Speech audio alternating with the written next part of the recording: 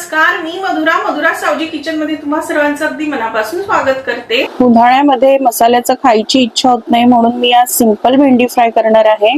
त्यातल्या त्यात मी कांदा लसूणचा वापर करणार नाही आहे, त्यामुळे जे कांदा लसूण खात नाही त्या लोकांसाठी हा एक उत्तम पर्याय आहे।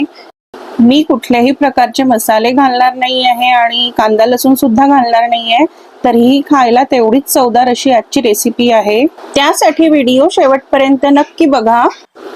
तर इथे मी भेंड्या स्वच्छ धुवून पुसून घेतलेल्या आहेत आणि आता याला आपल्याला चिरून घ्यायचंय। तर अशा पद्धतीने आपल्याला चिरायचंय, गोल गोल काप करायचे छोटे छोटे। त्याचबरोबर मी मिरच्याही चिरून घेणार आहे। मिरची तुम्हाला किती तिखट हवंय त्यानुसार कमी जास्त करू शकता। आता मी इथे गॅसवर कढई ठेवलेली आहे आणि त्यात मी तेल घालणार आहे। मीडियम फ्लेमवरच आहे गॅस आणि आता मी यात तेल घालते आहे। तेल थोडं जास्त घाला म्हणजे भेंडी कढईला चिपकणार नाही। आता तेल गरम झालेलं आहे, यात मी मिरच्या घालून घेते आणि आपल्याला इथे तेलामध्ये मिरच्या अर्धा ते 1 मिनिट परतून घ्यायच्या आहेत अशा प्रकारे। आणि त्यानंतर यात आपल्याला घालायच्या आहेत भेंड्या घालून घेऊ आपण यात। आणि त्यानंतर यात मी घालणार आहे हळद। इथे मी भेंड्या पाव किलो घेतलेल्या आहेत, यात आता हळद घालून घेऊ। हळद घालायची आपल्याला पाव चमचापेक्षा कमीच घालायची आहे।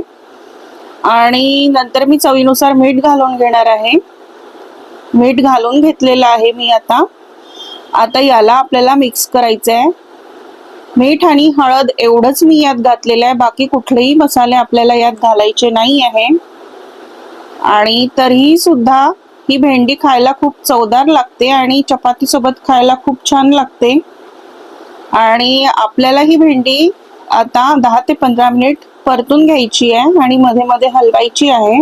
आता बघू शकता तुम्ही की इथे भेंडीचा रंग बदललेला आहे आणि भेंडी इथे ऑलमोस्ट शिजलेली आहे। तर आता याची चव वाढवण्यासाठी मी यात घालणार आहे लिंबाचा रस। अर्धा लिंबाचा रस घालून घेते मी, तुम्ही त्यात लिंबाचं प्रमाण कमी जास्त करू शकता। आता याला आपण मिक्स करून घेऊ। आता इथे भेंडी पूर्णपणे शिजलेली आहे, बघू शकता तुम्ही भेंडीला रंगही खूप छान आलेला आहे। गॅस बंद करून घेऊ आता आणि याला आता सर्विंग बोल मध्ये ट्रान्सफर करून घेऊ। तर अशा प्रकारे आपली भेंडी फ्राय तयार झालेली आहे। जर तुम्हाला व्हिडिओ आवडला असेल तर मला कमेंट करून सांगा।